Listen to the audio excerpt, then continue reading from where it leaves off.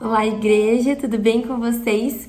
Aqui é a Giulia, estou aqui a convite do pastor Lucas para fazer o nosso primeiro momento de reflexão do mês de setembro. Nesse mês de setembro é divulgado na mídia uma campanha muito importante, que é o famoso Setembro Amarelo. O Setembro Amarelo é uma campanha de conscientização e para que a gente volte as nossas atenções para a nossa saúde mental. E quando nós falamos de saúde mental e vida cristã, esses dois temas estão extremamente interligados e nós precisamos tomar alguns cuidados nas nossas falas e nas nossas ações para que, de maneira geral, a gente possa realmente fazer isso baseado e pautado no amor de Cristo que nos é ensinado na Tua Palavra e não em achismos e em falas que muitas vezes podem soar preconceituosas e mais afastar as pessoas do Evangelho do que aproximar e trazer também um refrigério espiritual para quem está passando por esse tipo de situação. Acredito que um ponto importante a se dizer aqui é que nós não podemos tomar cuidado e prestar atenção à saúde mental de nós mesmos e também de todos aqueles que nos cercam, que estão no nosso convívio, apenas no mês de setembro. A Bíblia nos diz que é nosso dever enquanto igreja, enquanto cristão, cuidar daqueles que estão passando por um momento de vulnerabilidade, os idosos, as viúvas, os órfãos, os estrangeiros. E Deus, na sua imensa sabedoria, nos dá esse mandamento, nos dá essa direção, justamente porque são nesses momentos de vulnerabilidade onde a nossa saúde mental tem maior propensão a ter um desequilíbrio químico.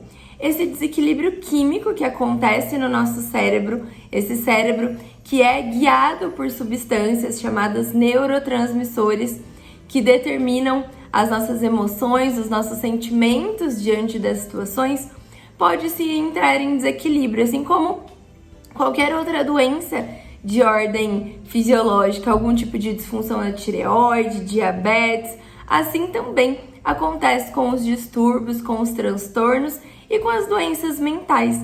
É importante que a gente tenha isso em mente para que a gente possa ajudar as pessoas não só espiritualmente, mas também guiando para um tratamento adequado quando for necessário. E isso ainda é um grande tabu na nossa sociedade. Ir até o psiquiatra, ir até o psicólogo, o psicoterapeuta, não deve ser motivo de vergonha. Assim como nós vamos ao cardiologista, ao endocrinologista, procuramos uma nutricionista, um fisioterapeuta, um fonoaudiólogo, nós também precisaremos de ajuda muitas vezes para que o nosso cérebro esteja em equilíbrio, para que essas substâncias que regem o nosso cérebro entrem no melhor equilíbrio possível e a gente consiga, então, não ter nenhum tipo de transtorno ou doença mental. É importante dizer aqui que não só o suicídio deve ter a nossa atenção, mas também depressão, síndrome do pânico, crises de ansiedade, o transtorno obsessivo-compulsivo e qualquer outro tipo de disfunção que possa estar acontecendo que afete direta ou indiretamente as nossas emoções e o nosso humor. Porque é justamente quando essas duas áreas tão importantes da nossa vida que ditam a forma com que nós vemos o mundo estão desequilibradas, que os pensamentos a respeito de tirar a própria vida, fazer mal para o próprio corpo, que nós entendemos como templo do Espírito Santo, pode surgir. E por isso, então, a importância de nós termos a consciência de que muitas vezes uma ajuda profissional será necessária. É importante também a gente tomar muito cuidado com os termos que nós usamos no nosso dia a dia. Muitas vezes nós fazemos uma brincadeirinha, falamos, olha lá, aquela pessoa vive depressiva só porque ela tá num dia mais quietinha no canto dela. Se tem alguém ao nosso redor, no nosso convívio, que ouve esse tipo de brincadeira e tem um diagnóstico de depressão que ainda não foi trazido ao público, que ainda não foi compartilhado, ela pode se sentir ofendida, ela pode pensar, poxa, se as pessoas brincam com esse tipo de doença, brincam com esse tipo de termo, o que elas vão falar a respeito de mim. A mesma coisa com o toque, algo que a gente brinca muito quando a pessoa é muito organizada fala, olha lá, ele tem toque. Quantas vezes existem pessoas do nosso convívio que têm esse diagnóstico, que têm dificuldade de compartilhar a respeito desse diagnóstico e ouve esse tipo de brincadeira e se sente ofendido. Então, a gente como cristão precisa sim tomar cuidado com os termos que nós usamos no nosso dia a dia, nas nossas brincadeiras, muitas vezes, de maneira não intencional, mas que pode estar ofendendo pessoas que estão passando por um tratamento e estão ao nosso redor. Além disso, é importante que a gente normalize esse tratamento. Muitas vezes as pessoas vão dizer que vão ao psicólogo, ao psiquiatra, a um neurologista, que estão buscando algum tipo de ajuda e que estão tomando remédios, e muitas vezes a gente quer saber o porquê. Nós julgamos o uso desses remédios que auxiliam nas doenças mentais. Então é importante que a gente também tome cuidado com os nossos julgamentos e que, se não tiver intimidade com a pessoa, não fique fazendo muitas perguntas, porque isso realmente pode não ser confortável para aquela pessoa e afastá-la do tratamento por não querer se explicar a respeito disso. Outra coisa importante da gente saber é tomar cuidado com o tipo de ajuda que a gente oferece no âmbito espiritual. É compreender que essas doenças podem sim ser melhoradas e muito quando existe um relacionamento com Deus, quando existe o apoio de uma comunidade enquanto igreja, mas que muitas vezes nós oferecemos para essas pessoas uma cura rápida, como se estar no ambiente da igreja fosse a solução de todos os problemas, e nós sabemos que não é assim. A gente sabe que o nosso Deus é poderoso para curar a doença que Ele quiser no tempo dele, mas sabemos também que Ele age através dos psicólogos, dos psicoterapeutas, dos psiquiatras. Ele age através da inteligência que Ele deu para o ser humano, para o desenvolvimento de remédios, e que muitas vezes a pessoa vai precisar levar esse tratamento até o final. Quando eu digo para ela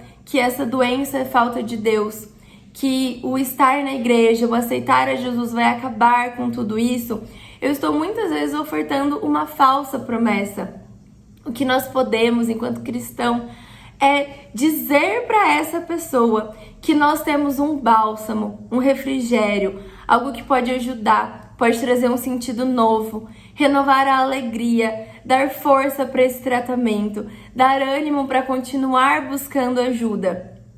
A gente pode ofertar a verdade, o amor de Cristo, sem julgamentos. Nós podemos ofertar o amor de Cristo sem dizer para aquela pessoa que a depressão, a síndrome do pânico, as ideações suicidas são obras do diabo na mente dela, porque nós sabemos que isso muitas vezes vai fazer com que a pessoa esteja no nosso convívio da igreja pelo medo e não pelo amor. E o que nós temos de melhor para ofertar para elas é o amor de Cristo, mas sem falsas promessas, sem falsas expectativas, sem ofertar uma vida utópica, uma vida que não vai existir. E nós temos essa compreensão, nós temos esse entendimento. Então a gente tem que ter o cuidado de ofertar o amor de Cristo.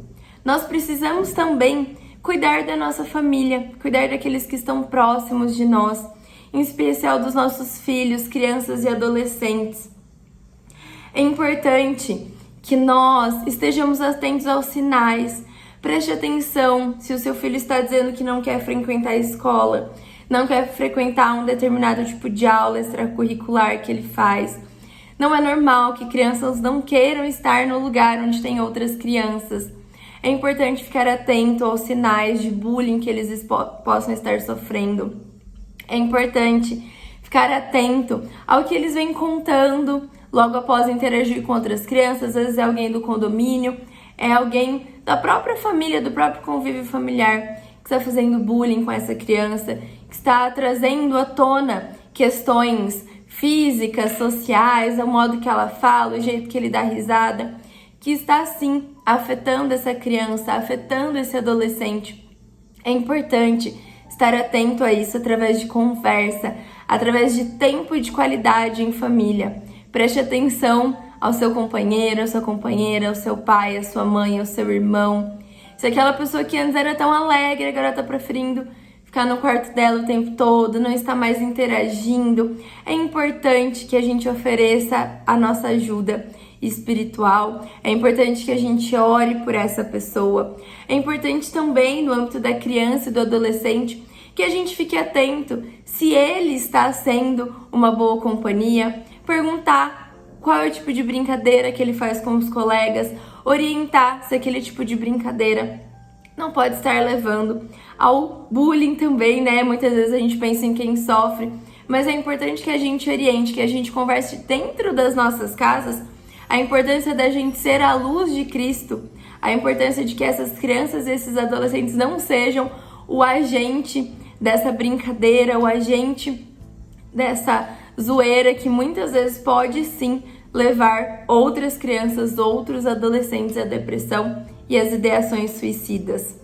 É importante também que a gente se apegue à palavra de Deus, que a gente se apegue à promessa de que ainda uma mãe que amamenta se esqueça do seu filho, Deus não nos esquece, Deus me acolhe.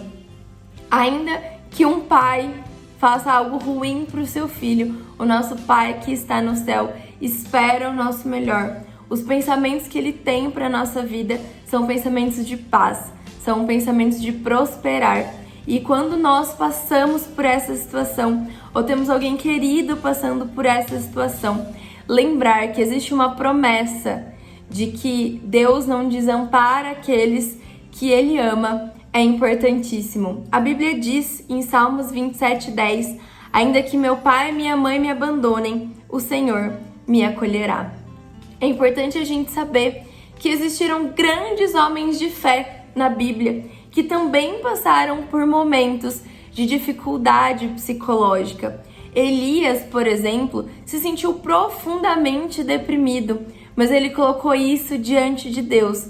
E quando ele colocou isso diante do Senhor, o próprio Deus o confortou espiritualmente.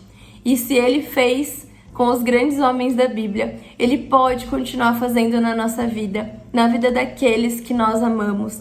E por isso, o nosso papel enquanto igreja, não só no mês de setembro, mas de maneira geral, é compreender que esse convívio cristão muitas vezes vai ser o bálsamo, o refrigério de Deus na vida desses nossos irmãos. Muitas vezes, o apoio que ele não encontra na sua própria casa, ele vai encontrar na comunidade cristã. Muitas vezes, esse jovem, esse adolescente, o adulto, o idoso que já não via mais esperança, vai encontrar no trabalho da igreja um renovo, vai encontrar no seu ministério algo que lhe move a continuar com o seu tratamento, a buscar ajuda. Muitas vezes a igreja vai ser a única família que a pessoa vai conhecer. Muitas vezes vai ser a igreja que vai dar apoio financeiro para que ela possa continuar com os seus tratamentos. Então a gente, enquanto corpo de Cristo, tem o papel de apoiar. A gente, enquanto corpo de Cristo, tem o papel de estar atento a esses sinais e, se necessário, auxiliar na busca pelo tratamento. A gente, enquanto corpo de Cristo, tem o papel de fortalecer a vida com Deus daqueles que estão passando por algum tipo de doença, algum tipo de transtorno mental, para que isso seja uma ponte entre o que ele está passando e a sua cura. Muitas vezes nós seremos a ponte que Deus vai colocar na vida daquela pessoa para que ela compreenda a importância de buscar uma ajuda profissional, para que ela compreenda também como uma vida com Cristo, como uma vida devocional, como uma vida de oração e de entrega, podem ser sim a alavanca que a gente precisa para que esse tratamento dê certo. É importante então, mais uma vez, que a gente propague acima de tudo o amor de Cristo, o amor que lança fora todo medo, esse amor que pode nos trazer uma nova vontade de viver, que pode reacender algo que a gente nem imaginava, uma alegria que há muito tempo estava perdida. É importante que a gente, enquanto corpo de Cristo, tenha a consciência da doença, mas acima de tudo, tenha a consciência que é o nosso papel propagar desse amor de Cristo sem ofertar falsas promessas, mas sim aquilo que a gente tem e que a gente conhece. Uma verdadeira alegria, uma confiança e algo que transcende qualquer tipo de compreensão humana, mas que nós podemos ofertar para esses irmãos, que é o amor. Eu espero muito que vocês tenham gostado desse momento de reflexão. Se vocês tiverem qualquer dúvida a respeito do assunto, vocês podem me procurar para que a gente converse. Se você estiver precisando de ajuda, procure a liderança. Nós temos pastores muito capacitados. Todos eles compreendem a respeito do assunto. Não vão levantar nenhum tipo de julgamento. A nossa liderança é capacitada para não levantar nenhum tipo de julgamento, mas sim ofertar do amor de Cristo e te ajudar a procurar o tratamento se ele for necessário. Que Deus abençoe a todos vocês. Até mais!